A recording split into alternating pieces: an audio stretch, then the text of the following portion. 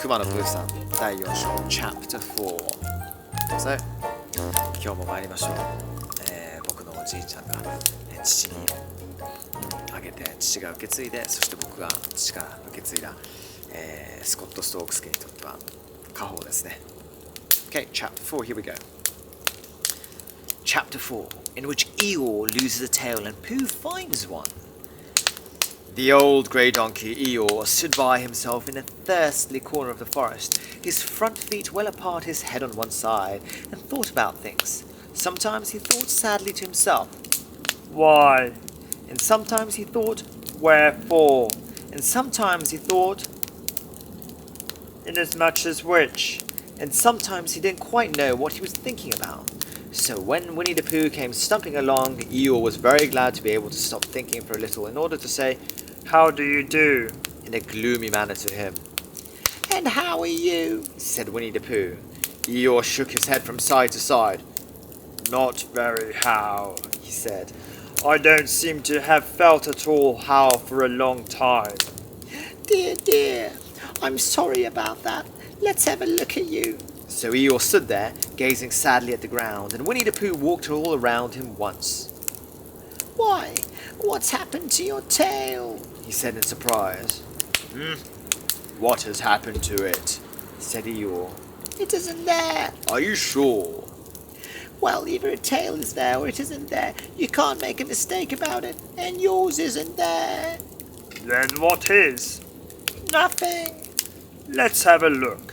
said Eeyore, and he turned slowly round to the place where his tail had been a little while ago, and then, finding that he couldn't catch it up, he turned around the other way until he came back to where he was at first. And then he put his head down, and then looked between his front legs, and at last he said with a long, sad sigh, I believe you're right.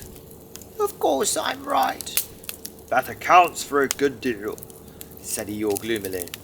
It explains everything. No wonder. You must have left it somewhere. Somebody must have taken it. How like them? He added for a long silence. Pooh felt that he ought to say something helpful about it, but didn't quite know what, so he decided to do something helpful instead. Eeyore, he said solemnly, I, Winnie the Pooh, will find your tail for you, Thank you, Pooh. answered Eeyore. You're a real friend. Not like some. So Winnie the Pooh went off to find Eeyore's tail. It was a fine spring morning in the forest as he started out. Little soft clouds played happily in the blue sky, skipping from time to time in front of the sun as if they had come to put it out, and then sliding away suddenly so that the next might have his turn. Through them and between them the sun shone bravely. Through them and between them the sun shone bravely. And a copse which had worn its furs all the years round seemed old and dowdy now beside the new green lace which the beeches had put on so prettily. Through copse and spinney marched Bear, and down open slopes of gorse and heather, over rocky beds of streams, up steep banks of sandstone into the heather again, and so at last tired and hungry to the 100-acre wood, for it was in the 100-acre wood that Owl lived. And if anyone knows anything about anything, said Bear to himself, it's Owl who knows something about something, he said, or my name's not Winnie the Pooh, which it is, so there you are. Owl lived at the Chestnuts, an old-world resistance of great charm which was grander than anybody else's, or seemed so to Bear, because it had both a knocker and a bell pull. Underneath the knocker there was a notice which said, Please ring if an rinser is required. Underneath the bell pull there was a notice which said, Please knocker if an rinser is not required. These notices had been written by Christopher Robin, who was the only one in the forest who could spell. For Owl, wise though he was in many ways, able to read and write and spell his own name, W-O-L, yet somehow went all to pieces over delicate words like measles and buttered toast. Winnie the Pooh read the two notices very carefully, first from left to right, and afterwards, in case he had missed some of it, from right to left. Then, to make sure, he knocked and pulled the knocker, and he pulled and knocked the bell rope, and he called out in a very loud voice, Ow! I require an answer. It's Bear speaking. And the door opened and Owl looked out. Hello, Pooh, he said. How's things? Terrible and sad, said Pooh, because Eeyore, who is a friend of mine, has lost his tail and is moping about it. So could you very kindly tell me how to find it for him?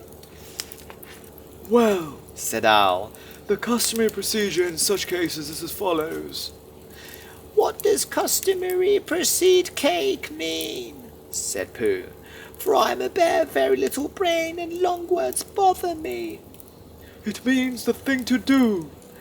As long as it means that I don't mind. The thing to do is as follows. First, issue a reward, then... Just a moment. Holding up his paw.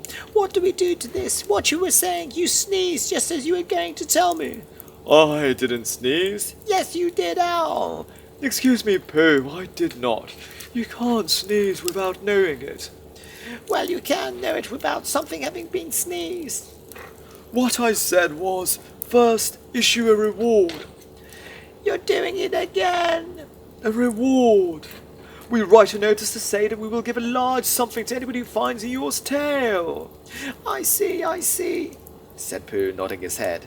Talking about large somethings, he went on dreamily, I generally have a small something about now, about this time in the morning. And he looked wistfully at the cupboard in the corner of Owl's parlour. Just a mouthful of condensed milk or what not, with perhaps a lick of honey. Well then, we write out this notice and we put it up all over the forest. A lick of honey, murmured Bear to himself, or not, as the case may be. And he gave a deep sigh and tried very hard to listen to what Owl was saying. But Owl went on and on, using longer and longer words, until at last he came back to where he started, and he explained that the person to write out this notice was Christopher Robin. It was he who wrote the ones on my front door for me. Did you see them, Pooh? For some time now Pooh had been saying yes and no in turn, with his eyes shut to all that Owl was saying, and having said yes, yes last time, he said no, not at all, now without really knowing what Owl was talking about. Didn't you see them? Said Owl, a little surprised. Come and look at them now. So they went outside, and Pooh looked at the knocker and the notice below it, and he looked at the bell rope and the notice below it, and the more he looked at the bell rope, the more he felt that he had seen something like it somewhere else, some time before. Handsome bell rope, is it not? Said Owl. Pooh nodded. It reminds me of something, but I can't think what. Where did you get it? Well, I just came across it in the forest. It was hanging over a bush, and I thought at first somebody lived there, so I rang it, and nothing happened. And then I rang it again very loudly, and it came off in my hand. And as nobody seemed to want it, I took it home and... Ow! You made a mistake. Somebody did want it. Who? Eeyore. My dear friend Eeyore. He was fond of it. Fond of it? Attached to it, said Winnie the Pooh sadly. So with these words he unlocked it and carried it back to Eeyore, and when Christopher Robin